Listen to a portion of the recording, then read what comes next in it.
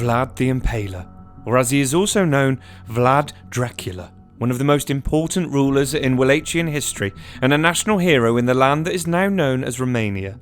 His life treads a fascinating balance between history and myth, but beyond the surreal vampire connections, the real-life man led a fascinating life, albeit one that left a legacy of intense cruelty. But who really was Vlad Dracula beyond the legend? Let's find out together right now. Born in the early 1400s, Vlad was the second legitimate son of Vlad II Dracul. The title of Dracul, born by his father, was due to his membership in the Order of the Dragon, a religious military organisation dedicated to halting the Ottoman advance into Europe. Vlad II Dracul became ruler of Wallachia, a region of modern-day Romania, in 1436. He had three legitimate sons, Mircea the eldest, Radu the youngest, and Vlad in the middle, who was to become Vlad the Impaler. Initially refusing to support the Ottoman Sultan Murad II, Vlad Dracul and his two youngest sons were forced to travel to Gallipoli to demonstrate their loyalty to the Ottomans or risk destruction. All three men were captured and imprisoned. Eventually, Vlad Dracul was released, but his sons remained behind to ensure his loyalty. Despite this, Vlad Dracul went on to openly support the King of Poland and Hungary against the Ottoman forces. He believed that his sons had been murdered to avenge his betrayal, but upon finding out this was not the case, he again attempted to reconcile with the Sultan and agreed to pay a yearly tribute. Vlad and Radu were sent back to Wallachia, but it would not be long before they would freely return to the Ottoman Empire. The famed Hungarian general John Hunyadi, fighting so defiantly to hold back the Ottoman tide flooding across Eastern Europe, upon learning of the Wallachian agreement with the Sultan, invaded the territory and killed Vlad Dracul and his eldest son Mircea. Vlad the Younger and Radu were barely able to escape, fleeing back to the Ottomans. Thus began the relentless struggle for power that would dominate the rest of Vlad's life, fighting amongst the continuously shifting alliances and wars of the complex medieval European political landscape.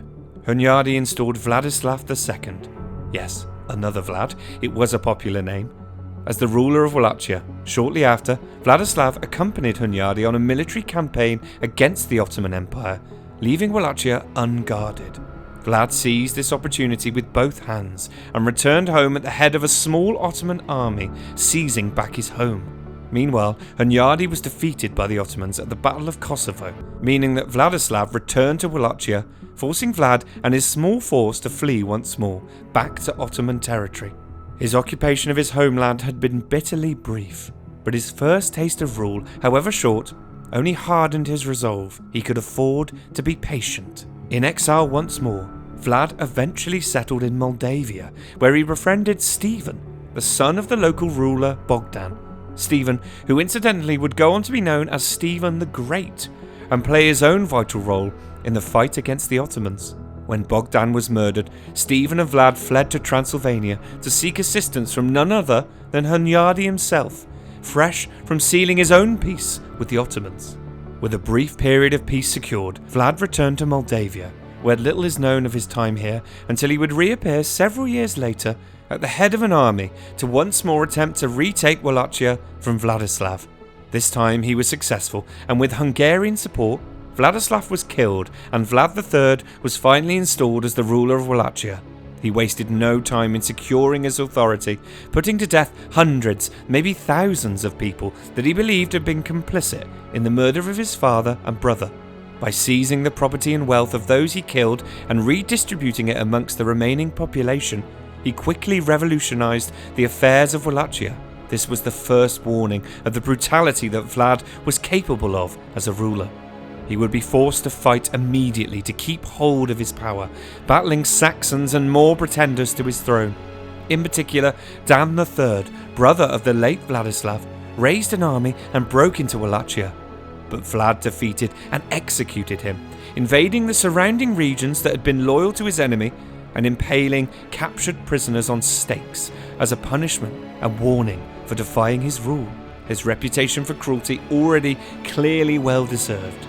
The nickname Vlad the Impaler seems perhaps a fitting one. It was at this point that he switched allegiances once more. Having previously been the recipient of shelter and aid from the Ottoman Empire, Vlad suddenly halted the tribute payments that had kept Wallachia safe for many years.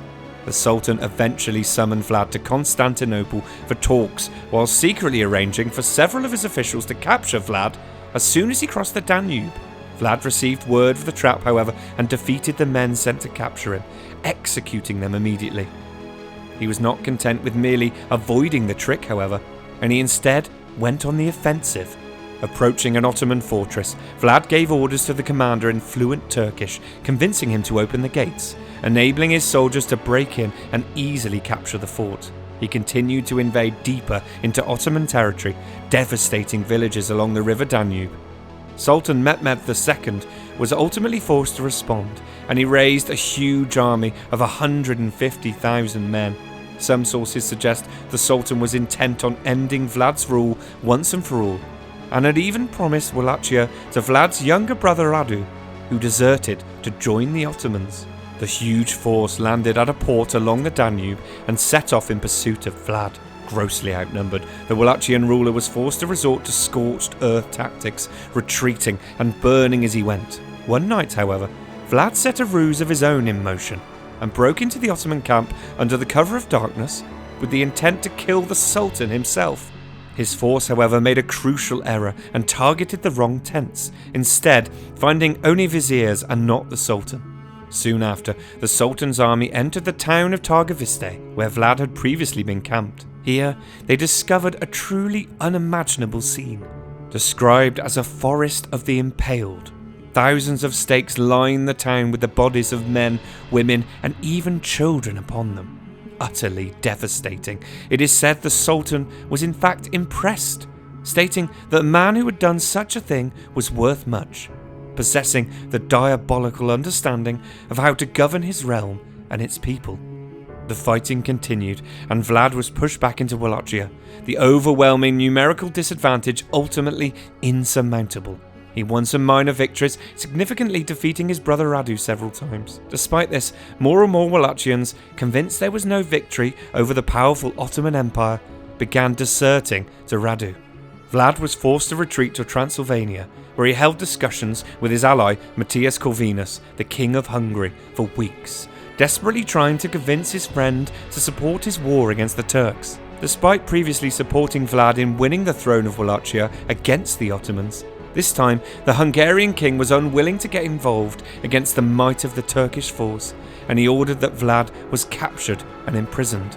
To provide an explanation and justification for this to the Pope, who had provided money for the fight against the Ottomans, Corvinus forged 3 letters from Vlad that suggested he had offered to join the Sultan against Hungary in return for peace and the rule of Wallachia.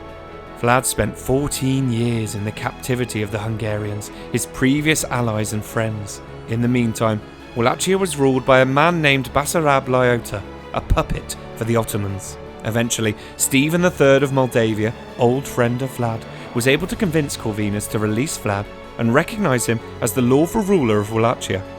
The Hungarians released their prisoner, but did not provide any military aid in his quest to retain his kingdom for the 3rd time. More fighting ensued, and after another year of struggle, Vlad was finally able to reclaim the rule of Wallachia with the support of Stephen.